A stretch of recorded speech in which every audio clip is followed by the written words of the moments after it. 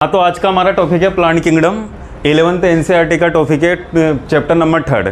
ठीक है, तो हम जैसे कि आर एच विटेकर ने क्लासिफिकेशन दिया था कि जितने भी ऑर्गेनिज्म होते हैं उसको अपन है ना 5 भागों में बांट देते हैं। 5 जगत प्रणाली दी थी, ठीक है, 1969 में ना 5 किंगडम क्लासिफिकेशन, जिसमें सबसे पहले किसका ओरिजिन हुआ था? मोनेरा, फिर प्रोटिस्टा, फिर फंजाई, प्लांटी और एनिमेलिया। जो मोनेरा थे ना वो यूनिसेल्युलर प्रोकैरियोटिक जीव थे, ठीक है।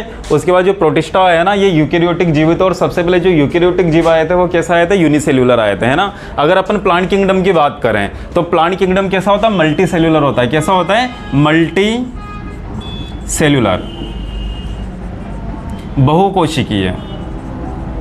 बहुकोशिकीय जैसे कुछ प्लांट यूनिसेल्युलर भी होते हैं, लेकिन अगर मैक्सिमम प्लांट की क्वांटिटी की बात करें तो सबसे ज़्यादा प्लांट कैसे होते हैं? मल्टी सेल्युलर होते हैं, ठीक है। और प्लांट किंगडम को अपन 5 डिवीजन में क्लासीफाई करते हैं यहाँ पे: एल्गी, ब्रायोफाइटा, टेरिडोफाइटा, जिम्नोस्पर्म और एंजियोस्पर्म। एक एक करके हम सारे प्लांटों के बारे में आज हम पढ़ेंगे, और इसके बारे में हमें ना जनरल फीचर पढ़ेंगे इनके, ठीक है। जैसे कि आपको पता है origin of plant, origin of plant कि अगर अपन बात करें evolution of plant, evolution of plant, जैसे कि ऑर्गेनिज्म सबसे पहले कहाँ से आए थे? सबको पता है वाटर से आए थे, है ना। ऑर्गेनिज्म की ओरिजिन कहाँ से हुई थी? वाटर से हुई थी। तो जैसे प्लांट में सबसे पहले आई थी एल्गी, शैवाल। सबसे पहले कौन सा प्लांट आया था? एल्गी, शैवाल। और सबसे पहले जो प्लांट आया था वो कैसा था? यूनिसेल्युलर था। कैसा था? यूनिसेल्युलर, यूनिसेल्युलर, ठीक है। फिर यूनिसेल्युलर से धीरे धीरे प्लांट फिलामेंटस बनने लगे, तंतुमय प्लांट बनने लगे, और इसके बाद धीरे धीरे कौन सा प्लांट आए? मल्टी सेल्युलर प्लांट आए। कौन सा प्लांट आए? मल्टी सेल्युलर प्लांट आए। जैसे ओरिजिन, इवोल्यूशन सबसे पहले किसका हुआ? एल्गी का हुआ। सबसे पहले इवोल्यूशन किसका हुआ? एल्गी का। फिर एल्गी से धीरे धीरे, एल्गी मोस्टली एक्वाटिक थे, है ना। मतलब माना जाए तो सारी की सारी एल्गी किस में पाई जाती है भैया? मेराइन वाटर में या पानी में पाई जाती है ना, फ्रेश वाटर में पाई जाती है। मतलब सारी की सारी एल्गी ऐसी होती है, एक्वेटिक होती है। कैसी होती है? एक्वेटिक, ठीक है। इसके बाद धीरे धीरे लैंड पे प्लांट आए, जो आए ब्रायोफाइटा, ब्रायोफाइटा। लेकिन ये ब्रायोफाइटा है ना मोस्ट सक्सेसफुल लैंड प्लांट नहीं थे, ठीक है, क्योंकि इनको है ना फर्टिलाइजेशन के लिए किसकी आवश्यकता होती है? वाटर की आवश्यकता होती है। किसकी आवश्यकता होती है? वाटर की। इसके बाद टेरिडोफाइटा आया, और टेरिडोफाइटा में फर्टिलाइजेशन के लिए किसकी आवश्यकता होती है? वाटर की आवश्यकता होती है, ठीक है। तो एक एक करके हम फीचर देखते हैं। सबसे पहले तो अपन टॉपिक लेते हैं यहाँ pay feature of plant kingdom. Topic सबसे पहले लेते हैं अपन फीचर ऑफ प्लांट किंगडम, पादप जगत की विशेषताएं।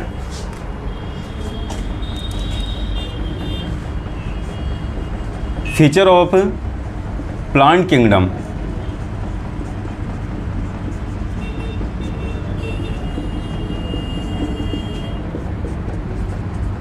Feature of plant kingdom. तो सबसे नंबर एक फीचर होता है कि प्लांट को अपन है ना 2 कैटेगरी में बांट देते हैं। एक होता है क्रिप्टोगेमस, क्रिप्टोगेमस, और एक को बांट देते हैं अपन फेनरोगेमस, फेनरोगेमस। क्रिप्टोगेमस 100 प्लांट होते हैं जिनमें सेक्स ऑर्गन विजिबल नहीं होते हैं, ठीक है, सेक्स ऑर्गन शो नहीं होते हैं, नॉट विजिबल सेक्स ऑर्गन। और ऐसे कौन से प्लांट होते हैं जिनमें सेक्स ऑर्गन विजिबल नहीं होते? अगर आपसे कोई पूछे तो इसके एग्जाम्पल है एल्गी, ब्रायोफाइटा एंड टेरिडोफाइटा, ठीक है। इनमें सेक्स ऑर्गन विजिबल नहीं होते हैं, इसलिए इनको क्या बोलते हैं अपन? क्रिप्टोगेमस बोलते हैं। क्या बोलते हैं? क्रिप्टोगेमस, ठीक है सर। और अगर फेनरोगेमस प्लांट की बात करें तो इनमें सेक्स ऑर्गन विजिबल होते हैं, इनमें सेक्स ऑर्गन विजिबल होते हैं। और फेनरोगेमस प्लांट होते हैं gymnosperm, gymnosperm and angiosperm, gymnosperm and angiosperm. ठीक है, तो पहला फीचर देखा अपन ने कि क्रिप्टोगेमस और फेनरोगेमस। अगर अपन दूसरा फीचर देखने की बात करें, प्लांट किंगडम की दूसरी विशेषता देखें तो हम लिखते हैं ट्रेकियोफाइट्स। Tracheophytes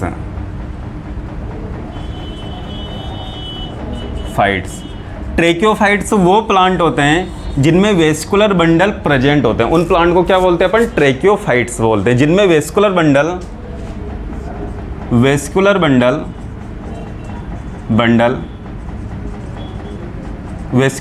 present. और वेस्कुलर बंडल क्या क्या होते हैं? जिनमें जाइलम एंड फ्लोएम प्रेजेंट होता है। जाइलम और फ्लोएम को मिक्स में क्या बोलते हैं अपन? वेस्कुलर बंडल बोलते हैं। ठीक है, तो ट्रेकियोफाइट्स कौन कौन से प्लांट होते हैं? Pteridophyta, gymnosperm and angiosperm. In plant को अपन क्या बोलते हैं? ट्रेकियोफाइट्स बोलते हैं। क्या बोलते हैं? ट्रेकियोफाइट्स बोलते हैं। ठीक है, अगर अपन बात करें कि सर नॉन ट्रेकियोफाइट्स प्लांट कौन से हैं? नॉन ट्रेकियोफाइट्स प्लांट कौन से हैं? तो नॉन ट्रेकियोफाइट्स प्लांट होते हैं एल्गी एंड ब्रायोफाइटा। ठीक है बच्चों, है ना?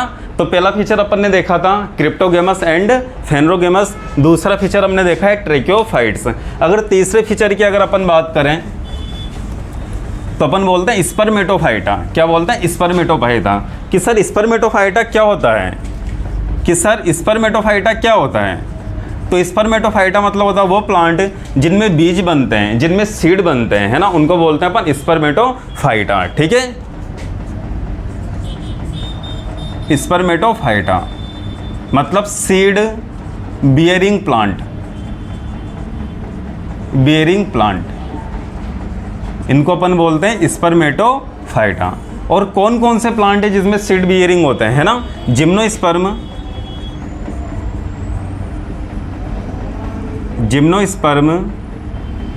And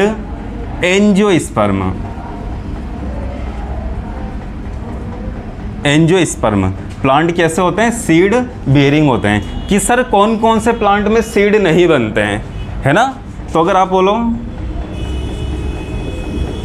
not present in seed, ऐसे प्लांट जिनमें सीड उपस्थित नहीं होते हैं। ठीक है, कौन कौन से प्लांट में नहीं होते हैं? Algae, bryophyta and pteridophyta. ठीक है, अगर फोर्थ फीचर की बात करें अपन, फोर्थ नंबर की विशेषता की बात करें अपन, तो जाइगोटिक मियोसिस की बात करें अपन। किसकी बात करेंगे? जाइगोटिक मियोसिस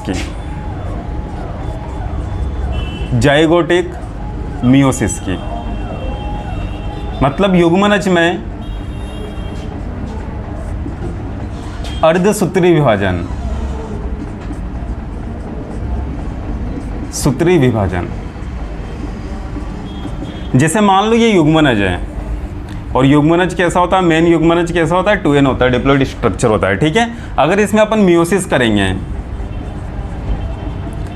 कर देते हैं तो अपन बना देते हैं यहाँ पे स्पोर बना देते हैं। क्या बना देते हैं? स्पोर। और आपको होता है गैमेट एंड स्पोर कैसे होते हैं? हमेशा हैप्लॉइड होते हैं। ठीक है, तो युग्मनज में अर्धसूत्री विभाजन और केवल किस में पाया जाता है? एल्गी में पाया जाता है। किस में पाया जाता है? एल्गी में, है ना? जाइगोटिक मियोसिस किस में पाया जाता है? अगर आपसे क्वेश्चन पूछे तो आप बोलना सर एल्गी में पाया जाता है। किस में पाया जाता है? एल्गी में। इसके अलावा जैसे यहाँ पे युग्मनज है, ये जाइगोट है। क्या है? जाइगोट। और जाइगोट में इसके अलावा क्या होता है कि माइटोसिस होता है। बाकी सभी प्लांट में क्या होता है? इसमें माइटोसिस होता है, और माइटोसिस से क्या बनता है? एम्ब्रियो बनता है। क्या बनता है? एम्ब्रियो।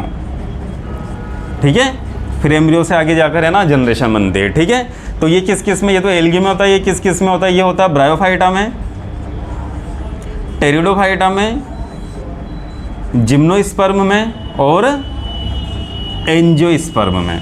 ठीक है, तो जाइगोटिक मियोसिस, ये वाला क्वेश्चन आता है कि जाइगोटिक मियोसिस किस में पाया जाता है, तो आप बोल देना सर एल्गी में पाया जाता है। किस में पाया जाता है? एल्गी में पाया जाता है। ठीक है,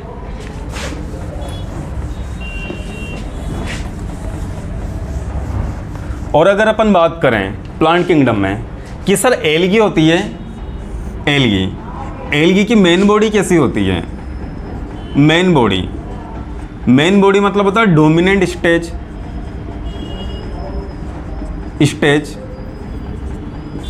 मतलब डोमिनेंट स्टेज का मतलब होता है कि पूरे लाइफ साइकिल में सबसे ज़्यादा कौन सी अवस्था प्रेजेंट होती है। ठीक है, तो एल्गी की मेन स्टेज होती है एन को अपन बोलते हैं हेप्लॉइड। क्या बोलते हैं? हेप्लॉइड। ब्रायोफाइटा होता है, उसकी भी मेन स्टेज होती है हेप्लॉइड। और टेरिडोफाइटा होता है, उसकी मेन स्टेज होती है 2n को बोलते हैं अपन डिप्लॉइड।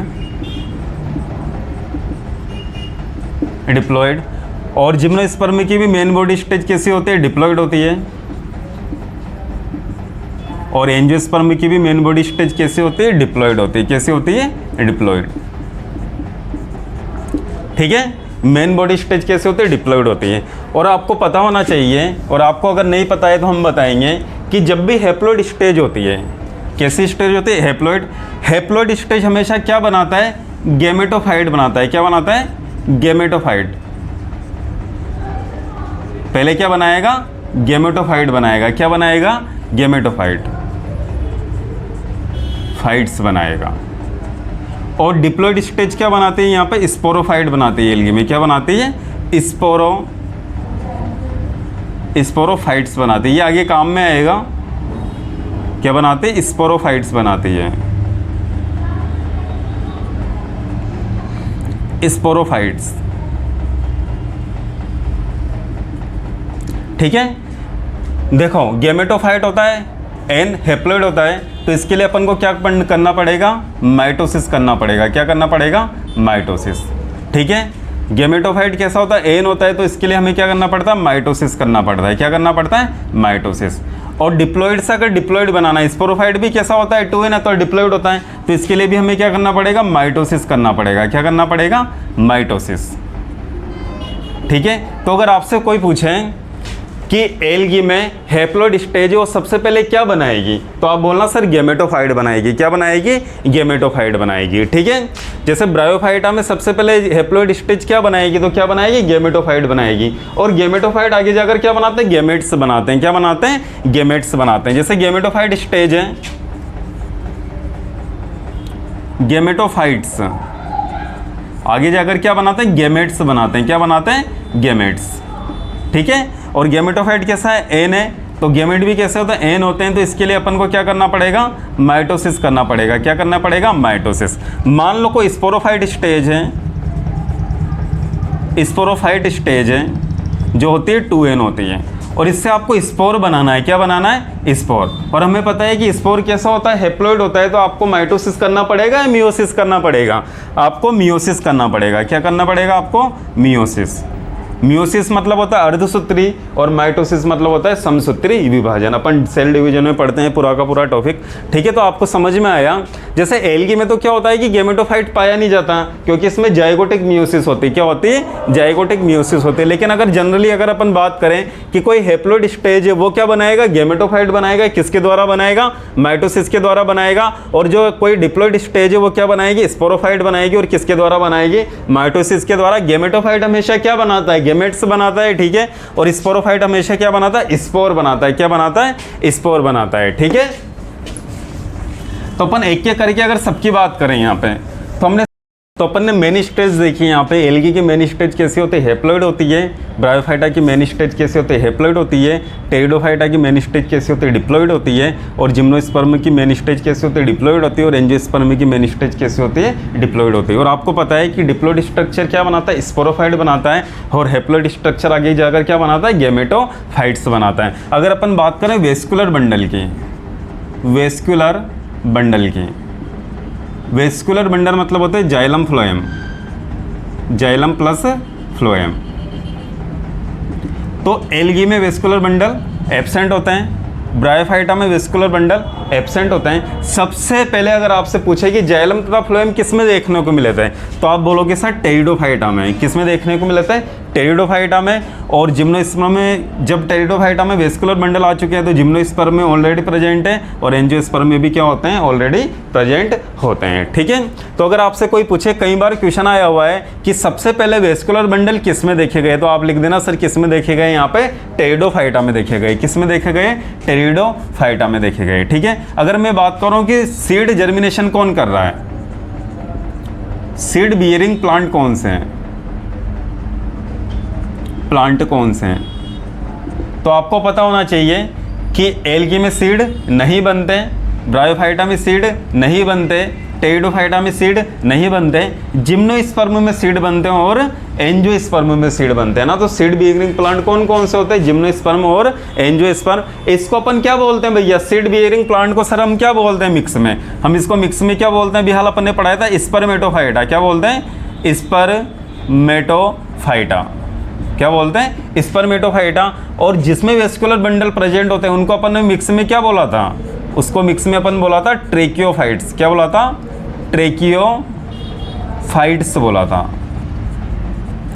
ये वाला क्वेश्चन कई बार आ जाता है, वेरी इंपॉर्टेंट है कि ट्रेकियोफाइट्स प्लांट कौन कौन से होते हैं, तो आपको पता होना चाहिए टेरिडोफाइटा, जिम्नोस्पर्म और एंजियोस्पर्म ट्रेकियोफाइट प्लांट्स हैं। ठीक है, अगर हम फर्टिलाइजेशन की बात करें, फर्टिलाइजेशन की,